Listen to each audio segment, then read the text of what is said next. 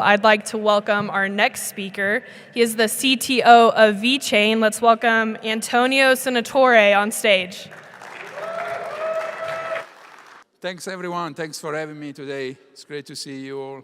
So VeChain taught a new form of business for sustainability. Let me introduce myself first. That's myself.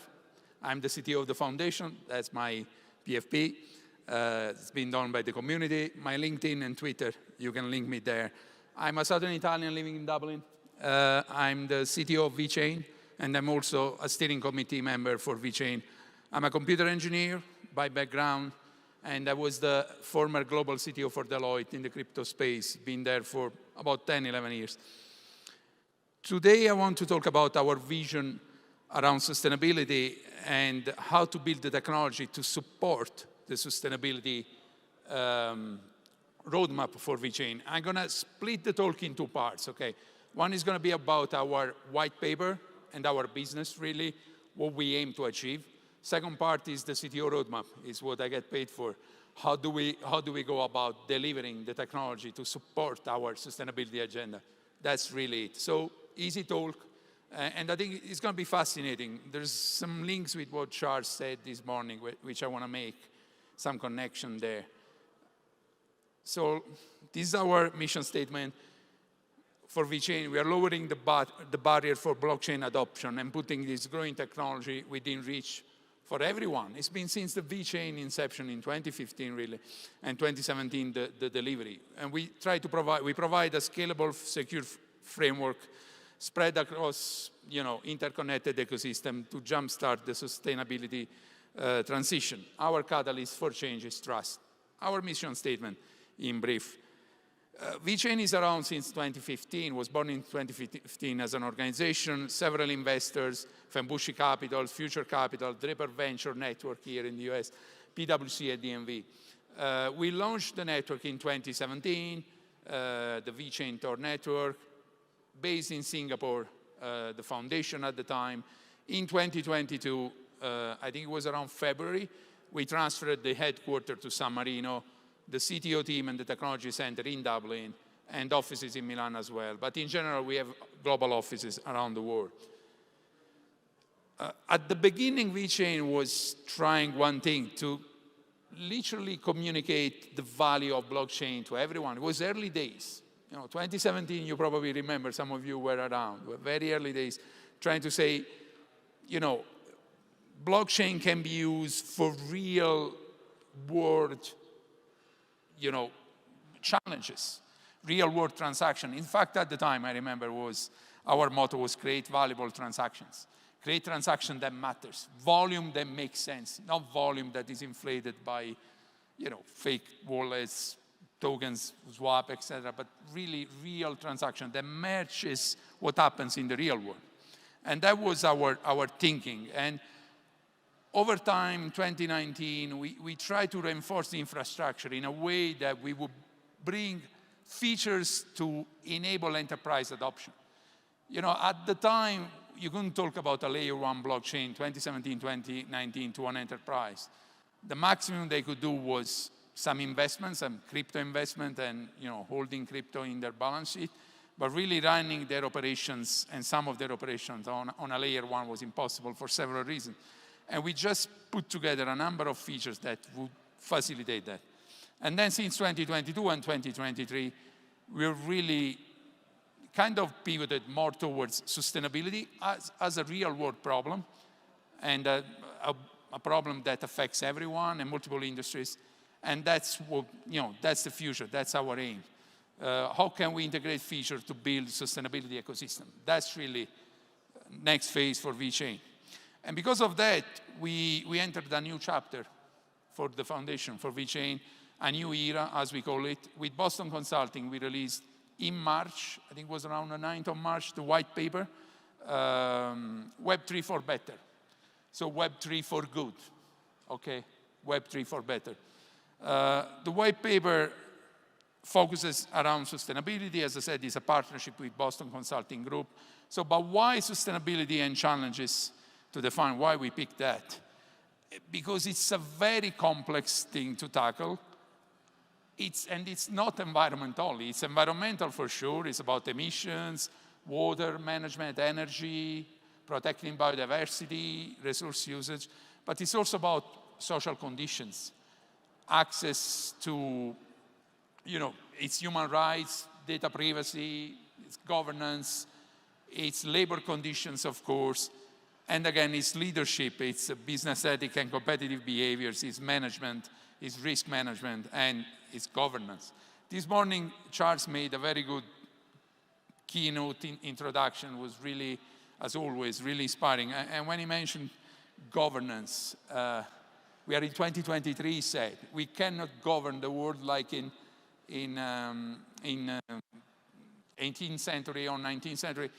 I would even say we cannot govern anything like we used to govern things in the past. So the new governance model will affect institutions, businesses, etc. And it is, in the end, a sustainability challenge because it's about our future, really.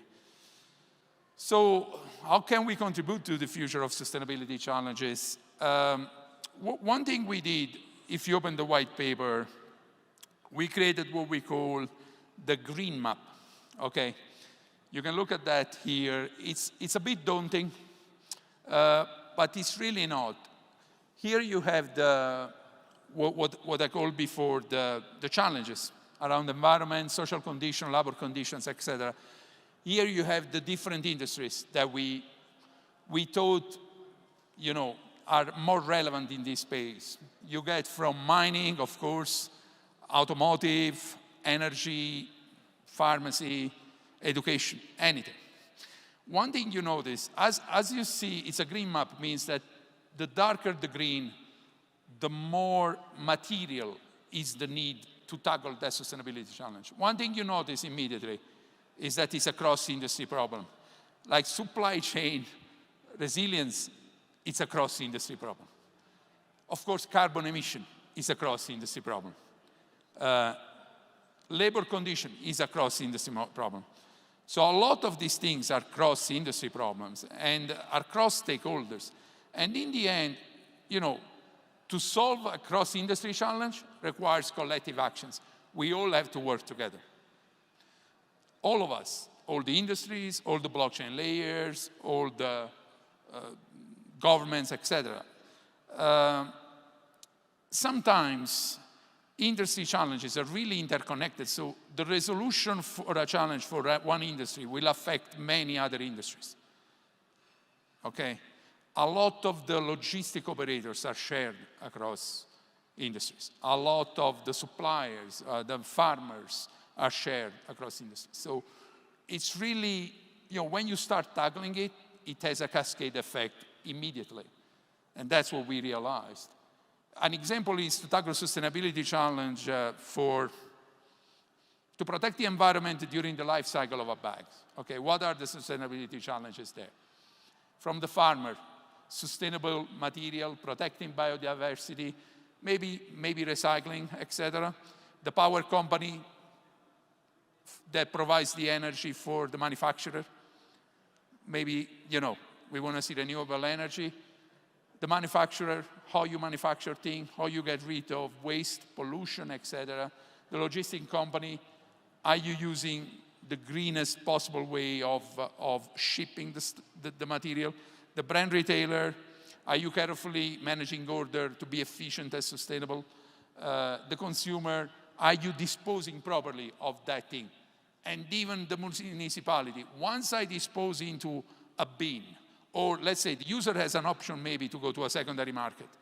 Okay, so that is already a good thing. But let's say it's in a condition that needs to be disposed. What does the municipality do with that? So it's really a massive amount of actors only for a bag. Imagine anything else.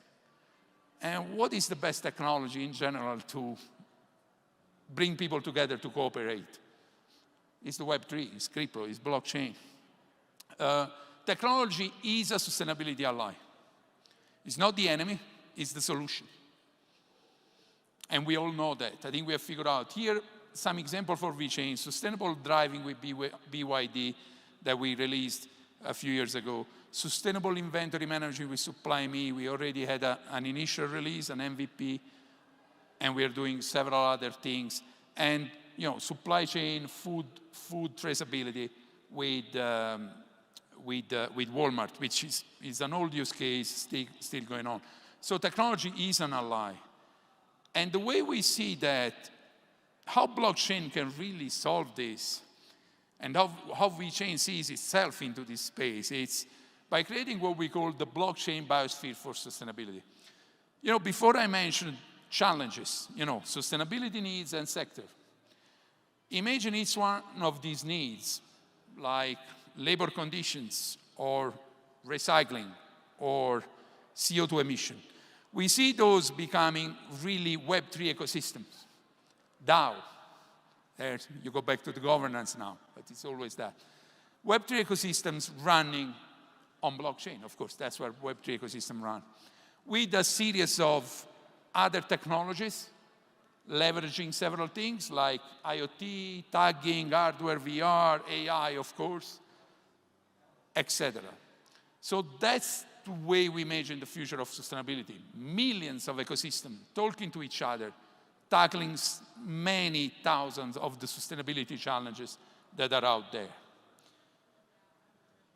But then why Web3? Why I'm saying, okay, we need to create Web3 ecosystem to tackle the sustainability challenges. Why not Web2, Web0, Web whatever, only a mobile app or anything else?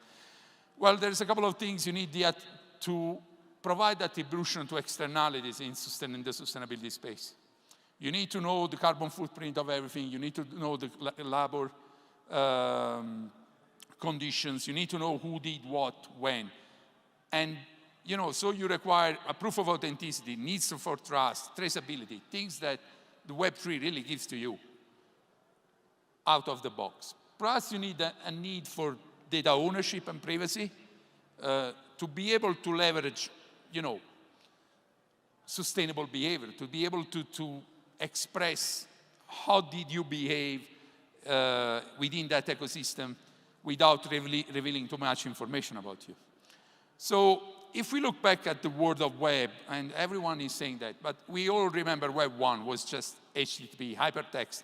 Web 2, explosion of social media, user creating content, mobile, of course. I'm not writing it there, but it's mobile. And user getting screwed by this content creation because they never get enough money and the whole data issues we have seen. And then Web 3. Web 3 is where the emergence of semantic web and the ability for users to own the content at the digital asset that they produce, to monetize maybe. And I'll go further than that. When I talk about a Web3 user, in any ecosystem you're dealing with, a Web3 user is a business partner. It's not a user, it's your business partner. It's someone that can bring more business to you, not only in forms of what he does, the money gives to the ecosystem, but in forms of what he brings within its own network. So it is a business partner. It's the best definition I have for a Web3 user. If you have to say to anyone, what is a Web3 user? It's a business partner. In general, it's a business maker. So a Web3 can help redefining the value, because nowadays when we buy something like this iPhone that I put here for my timer to make sure I don't go over, we have only the economic value. By using things like product passports, data around the supply chain, etc., you can define value that goes beyond the economic value. You can have environmental value, societal value, etc. And all of these thanks to what? Thanks to what the Web3 gives to us, guys. Thanks to tokenization, digital identity, and phygital, which is basically that trusted bridge between a physical world, which is a bag, a pair of shoes, jeans, and the digital world. And having that hybrid experience, seeing where is your stuff going after you got rid of it? Is it being recycled? Did you sell to a secondary market, etc. And of course, Web3 gives you an easy out-of-the-box feature, which is gamification. The only way to deliver sustainability probably is through gamification. It's through incentivizing good behavior for everyone and making people become business partners in the sustainability space. That's what you want to see. And how do we do that? Well, we are Web3 people. We know how we do that. Through points, rewards, leaderboards, social gifting. We use the digital passport of the product, the digital passport of the person, and we figure out how we can incentivize behavior. And we do the same for producers, suppliers, logistics, etc. And in the end, as I said, the value redefined in a product is enabled by Web3. So as I said before, imagine a physical bridge with a product, imagine a product passport with lots of information about the product, then you have a new definition of value for that product. Economic, environmental, social, societal, and anything else you come up with. This is what we have in mind, but maybe it's not enough. Maybe another Web3 ecosystem in sustainability running on VeChain will even come up with more stuff. How VeChain can make it happen, and that's a bit the history of VeChain. You know, we were very low carbon since day one. We had the double token mechanism that made our costs pretty predictable, and it's really low cost platform to run.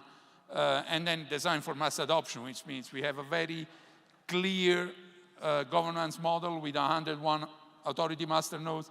We have multiple task transactions, so we wrap multi-clauses into one transaction effectively, and you can run effectively enterprise workflows. So this has been a huge feature.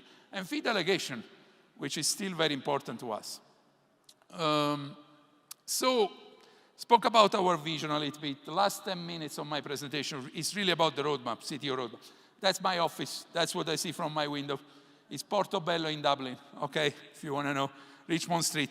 I think somewhere near there is the house of the Prime Minister, the Taoiseach of Ireland at the moment.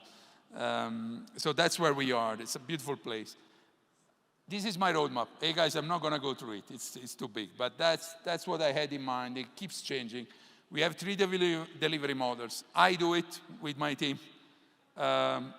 We ask the community to do that with grants, or business is open and they say, Antonio, listen, I'm going to do that thing for you. I don't need money because I know how to monetize that. And that is also very cool. And we really being successful with this. Where are we? I'm just highlighting a few projects here, okay, not many. But we have done our new wallets, vWorld, browser extension, mobile. We have done carbon footprint calculators, integration with Hardhat, OpenZeppelin, Remix, Web3 to Connect adapters, so using the Web3. So lots of developer tools, okay, I've been doing. And then Vorge, which is our Web3 as a service and VeChain as a service portal, so Web2 to Web3, and more infrastructure support. What am I working on? I'm working on an NFT marketplace as a service within Vorge, the ability for everyone to issue NFT collections and then create their own marketplace with one click. Working on rewards, new reward system, VeChain naming system, a new SDK, Ledger Live support native, Vorge portal, which has been released actually, more advanced Explorer API with VeChain stats, because sustainability needs data and you need to be able to explore the ledger quite extensively. Publishing our AMI for VeChain nodes so that everyone can run nodes easily with one click. The supply me protocols, more oracles. And in the future, I'm looking at, which we are doing now again, is payment gateway. It's run out, guys. Okay.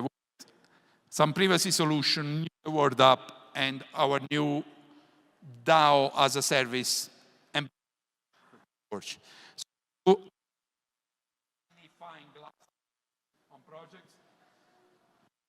Our new for VeChain. It works for both web browser extension and mobile. It's a wallet. The browser extension is truly decentralized, which means it's truly decentralized, which means there's no server connection to anywhere, okay? Truly. And this is the mobile version, which is actually out. I think we're pushing it out today. And if it's not today, it's the next couple of days, okay? I was actually testing it now, checking more features, etc. It's beautiful. They both have Ledger Live support integration, fee delegation, native. So you run a transaction and say, can I delegate my fee to someone else? Native NFT integration. And in the future, we are probably going to add, soon as we are listed on Coinbase, as you know, it's news, we are being listed to Coinbase, probably fiat on ramp and other payment gateways directly on the phone. It's a beautiful piece of work, I have to say. And the last 5 minutes, Vorge initial name was Applause, which in ancient Greek means simple, okay? And then, naming, etc., we decided to use Vorge, which almost means forge within VeChain, forge for VeChain. It's VeChain as a service, no code Web3. My goal is to get the Web2 users to Web3, guys. I'll be honest with you. I think it's the only thing we can do we can improve tech as much as we can, but we also have to have bridges to get the Web2 world into us. And I thought this is probably the right thing to do, was the right thing to do at the time. The portal is out, vorge.io. It's free to use. The free layer is very big, like it gives you a lot of features. And the VeChain Foundation pays for that, okay? This is the way it looks like. It's really pretty, easy to use. What is the future of Vorge, though? One thing I'm doing is marketplace as a service. So Vorge gives you the ability to drag and drop, create your fungible token in a minute, non-fungible token, NFT collection, click, you mean that. It has APIs, you can integrate with your ERP. But then I said, okay, I want everyone to run their own marketplace. So it integrates with existing marketplaces like Word of V, so you can launch with existing marketplaces, and will be more. But maybe you want to have your own marketplace. Create your own marketplace with a click. Marketplace out. So that's what I'm trying to achieve. Again, Web2 users that cannot write 10,000 code for a marketplace will know how to do that quite quickly. Phygital integration. VeChain tags, you buy the tags, and you attach your NFT with a real tag. That's the next thing I'm going to do. And what is really the long-term vision of Vorge is sustainability as a service. I spoke at the beginning about the Web3 ecosystem. My dream is that tomorrow one guy says, hey, I want to create a recycling model for plastic in my village somewhere in the world so that everyone gets the benefits and gets the money, and we can create an ecosystem. We have already done, others have already done that. There are some pre-canned Web3 ecosystem there. One click of a button, the ecosystem is up and running with a token, with a reward system, et cetera, et cetera. That's my dream. And having hundreds of thousands of those ecosystems running. Let's see if we make that happen. Carbon footprint calculator with VeChain stats and DMV, it just tells you the carbon footprint of your transaction. Transactions at blocks level. And very easy to explore. It's also on the wallets, by the way, before you send.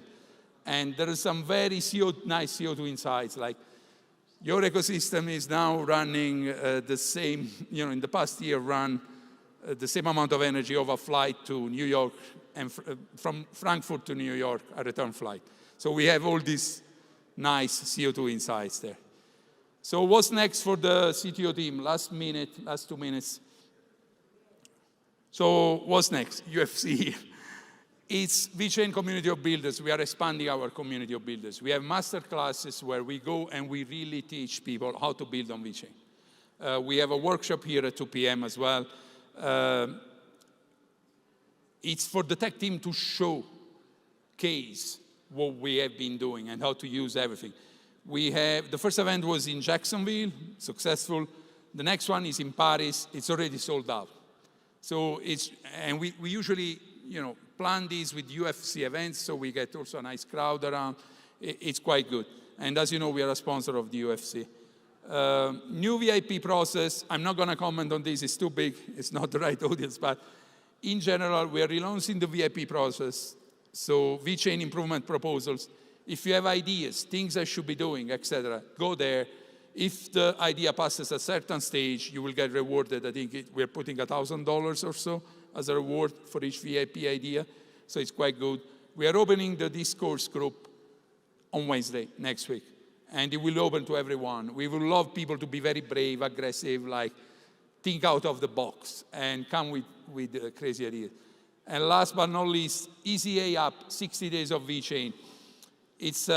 We launched on the EasyA app a VeChain Learn to Earn program, where you can learn about VeChain technology and earn some bets, which is great. Aimed to developers and all developers. The third challenge is out since yesterday, probably, or 2 days ago, I can't remember. But our aim was to target 500 developers, okay, at the beginning, to complete the course. But we already got 3,500 as per today. So it's been successful, okay? This is where you go beyond,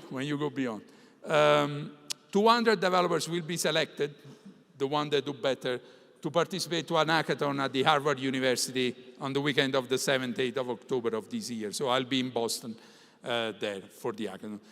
And in general, I'm missing one slide here, my apologies, so I'm gonna say it forward. What is next really for the CTO team more is to deliver on sustainability. So we don't know what else we need to do until we see the problem coming to us and we reason around the problem. So our goal is to make sure VeChain will always serve Web3 ecosystem within the sustainability space.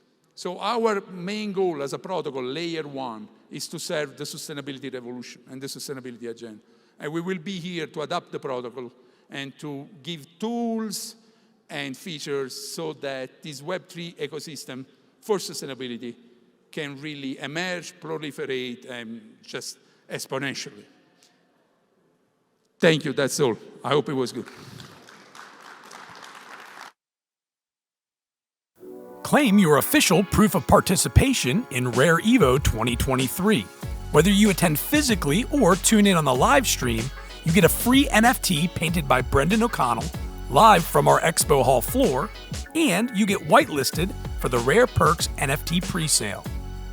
By claiming, you will be entered into a giveaway of multiple rewards, including the original one-of-one physical painting by Brendan, along with exclusive access and opportunities for Rare Evo 2024, including, but not limited to, free general admission and VIP passes, a 10x10 booth, workshop space, and more.